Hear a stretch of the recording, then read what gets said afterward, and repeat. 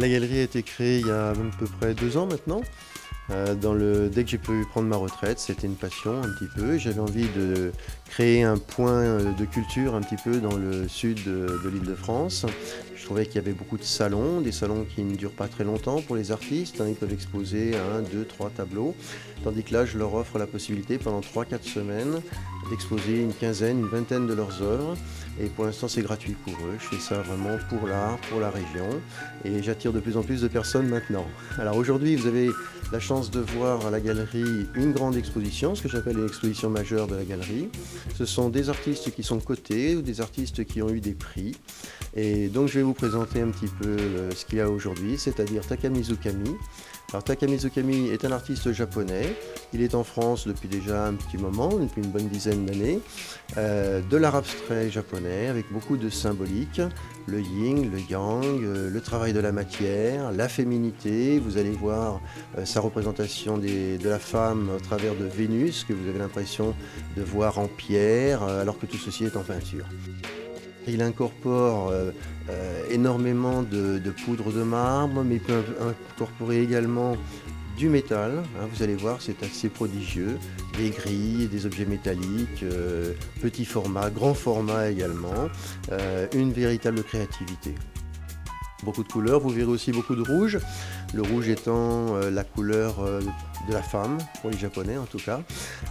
Et c'est des variantes de couleurs, un travail énorme sur les tons, la variation des tons, des transitions très fortes entre le noir, le blanc, le rouge.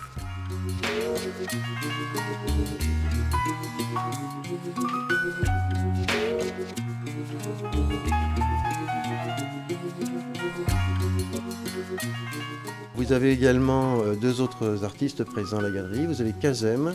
Alors Kazem est un artiste syrien, très connu dans le monde arabe, beaucoup d'expositions à Damas, à Dubaï, à Amman.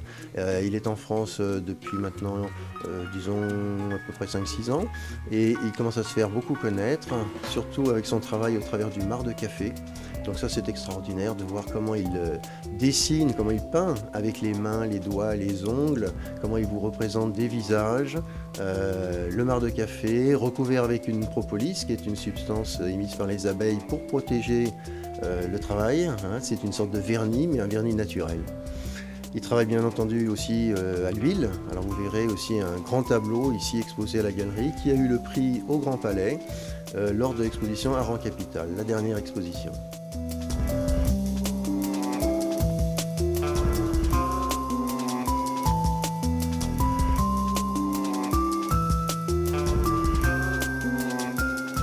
Et puis la troisième, qui est une femme, qui est une artiste sculptrice, alors Anne Potvin, qui expose et est souvent invitée d'honneur dans de nombreuses galeries et qui est heureuse comme tout ici de vous présenter toute une collection de bronzes.